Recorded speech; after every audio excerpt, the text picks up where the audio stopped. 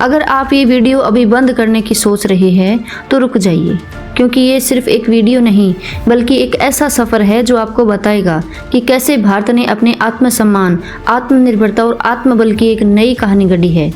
और अगर आपने इसे आखिर तक नहीं देखा तो शायद आप वो सच जानने से चूक जाएंगे जो हर भारतीय को गर्व से भर देता है। क्योंकि आज हम बात करने जा रहे हैं मेक इन इंडिया, एक ऐसा सपना जो भारत की जमीन से उठा और दुनिया की अर्थव्यवस्थाओं को चौंका करके रख दिया। इस वीडियो में हम जानेंगे कि इस योजना ने हमारे जीडीपी यानी सकल घरेलू उत्पाद पर कैसा प्रभाव डाला, रोजगार, विनिर्माण, निर्यात और वैश्विक पहचान को कैसे बदला और क्यों आज भारत दुनिया की सबसे तेजी से बढ़ती अर्थव्यवस्था बन गया है। तो साथियों, आपसे अनुरोध है इस वीडियो को अंत तक जरूर देखें, क्योंकि अगर आप बीच में छोड़ देंगे तो शायद आप उस सुनहरी क्रांति मिस कर देंगे जो आज हमारी जिंदगी का हिस्सा बन चुकी है। भारत, एक ऐसा भारत जिसे कभी गरीबी की जनसंख्या के बोझ के तले दबा हुआ बताया जाता था, लेकिन आज वही भारत दुनिया की प्रमुख आर्थिक शक्तियों में शुमार हो चुका है। और इस बदलाव की कहानी सिर्फ आंकड़ों में नहीं बल्कि उन करोड़ों युवाओं के सपने में है जिन्होंने मेड इन इंडिया का सपना देखा और उसे मेक इन इंडिया के जरिए साकार किया। सन 2014 में जब प्रधानमंत्री नरेंद्र मोदी ने लाल किले की प्राचीर से मेक इन इंडिया का आह्वान किया, तब शायद किसी को ये अंदाजा नहीं था कि ये सिर्फ एक नीति नहीं बल्कि एक जन आंदोलन बनेगा। इस पहल का मकसद था भारत को एक वैश्विक विनिर्माण केंद्र बनाना, विदेशी निवेश को आकर्षित करना और करोड़ों लोगों को रोजगार देना। मेक इन इंडिया का सीधा असर भारत की जीडीपी यानी ग्रॉस डोमेस्टिक प्रोडक्ट पर पड़ा है। अगर हम आंकड़ों की बात करें तो 2014 से पहले भारत की जीडीपी ग्रोथ दर 5% से 6% के बीच ही झूल रही थी, लेकिन इस अभियान के बाद देश में न केवल औद्योगिक उत्पादन में तेजी आई बल्कि देश का निर्यात भी कई गुना बढ़ गया। FDI यानी विदेशी प्रत्यक्ष निवेश को आसान बना करके, लाइसेंस की बाधाओं को कम करके और राज्य को साझेदार बनाकर भारत ने एक ऐसा वातावरण तैयार किया जहां कारोबारी सोच की जमीन मिलनी शुरू हुई। और इसी का नतीजा है कि वर्ष 2015 से 2024 के बीच भारत ने $550 बिलियन से ज़्यादा FDI को आकर्षित किया है, जो अपने आप में एक रिकॉर्ड है। पर यह सिर्फ आंकड़ा ही नहीं, जज्बात की भी कहानी है। ये कहानी है उस छोटे शहर के इंजीनियर की जिसने अपनी फैक्ट्री शुरू की, उस कारीगर की जिसने गांव में रहते हुए दुनिया को अपना सामान भेजा, और उस महिला उद्यमी की जिसने सिलाई मशीन से शुरुआत करके अपना ब्रांड खड़ा किया। मेक इन इंडिया ने सिर्फ कारोबार को नहीं बदला बल्कि सोच को बदला है। आज युवा सिर्फ नौकरी ढूंढने वाला नहीं बल्कि नौकरी देने वाला बन चुका है, और यही किसी भी देश की असली जीडीपी होती है। अब चलिए समझते हैं जीडीपी कैसे प्रभावित हुई। सबसे पहले विनिर्माण क्षेत्र की बात करें।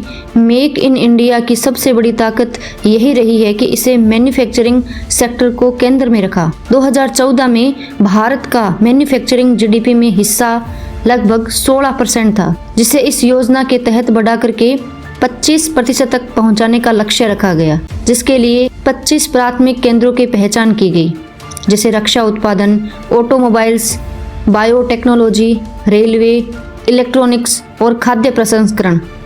आज भारत दुनिया का सबसे बड़ा मोबाइल फोन उत्पादक बन चुका है।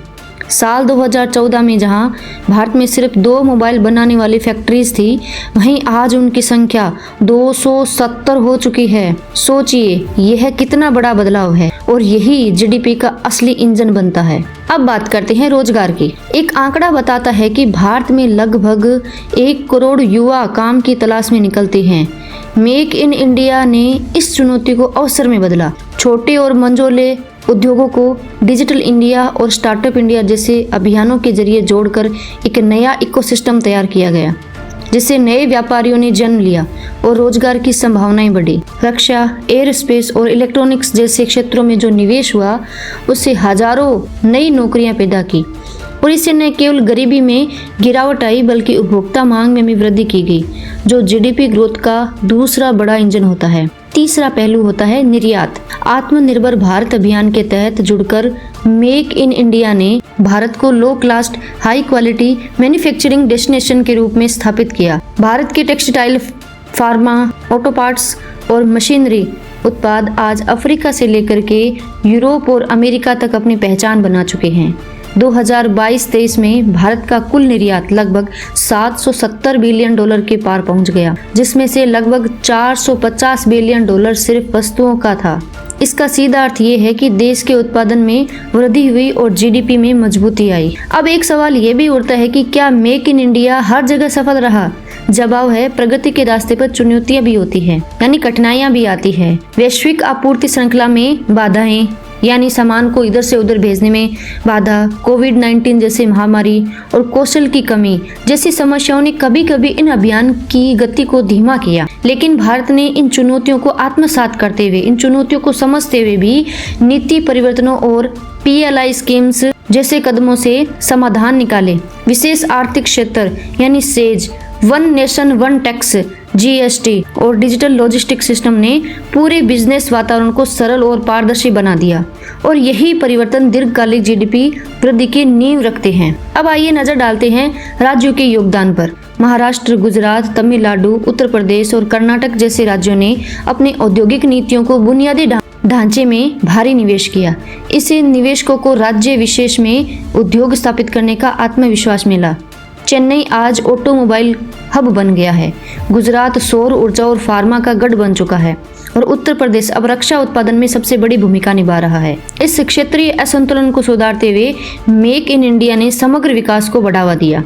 और अंत में बात करते हैं भावनात्मक असर की। मेक इन इंडिया सिर्फ एक आर्थिक अभियान नहीं है, बल्कि भारत की अस्मिता का प्रतीक बन गया है। अब जब हम कोई वस्तु खरीदते हैं जिन पर मेड इन इंडिया लिखा होता है, तो वह सिर्फ एक टैग नहीं होता, वह हमारी मेहनत, हमारी पहचान और हमारे आत्मगौरव की मोहर होती है। यह अभियान हर भारतीय को यह भरोसा देता है कि हम सिर्फ उपभोक्ता नहीं, निर्माता भी बन सकते हैं। और यही बदलाव GDP की असली आत्मा है। जब हर नागरिक उत्पादन प्रक्रिया का हिस्सा बन जाए, तभी सच्ची आर्थिक शक्ति का निर्माण होता है। तो साथियों, आज जब आप इस वीडियो को देख रहे हैं, तो याद रखिए, मेक इन इंडिया की कहानी सिर्फ मोदी सरकार की उपलब्धि नहीं, बल्कि हम सबकी सामूहिक चेतना और प्रयासों की कहानी है। यह उन लाखों उद्यमियों की कहानी है जो रिस्क लेकर के आगे बढ़े, उन श्रमिकों की कहानी है जिनके हाथों ने सपनों को साकार दिया, आकार दिया, और उन युवाओं की कहानी है जिन्होंने कहा, अब हम भी बना सकते हैं, हम भी दुनिया को दे सकते हैं, क्योंकि अब भारत सिर्फ बाजार नहीं, एक निर्माता राष्ट्र है। अगर ये बातें आपके मन को छू गई हो तो चैनल KKSPR न्यूज को सब्सक्राइब जरूर कर लीजिए, क्योंकि हम ऐसे ही तथ्यपूर्ण, शिक्षाप्रद और राष्ट्रहित में बनी वीडियो आपके लिए लाते हैं। भारत बन रहा है, भारत बढ़ रहा है और मेक इन इंडिया इसकी नींव बन चुका है। इस अभियान ने न केवल GDP के आंकड़े बढ़ाए हैं, बल्कि हमें आत्मनिर्भरता, आत्मविश्वास और आत्मगौरव की नई ऊंचाइयों तक पहुंचाने में अपनी मदद करी है। वीडियो पसंद आई हो तो लाइक करें और दूसरों के साथ साझा जरूर करें और नीचे कमेंट में लिखें, मैं भी भारत में बनाऊंगा और भारत के लिए बनाऊंगा।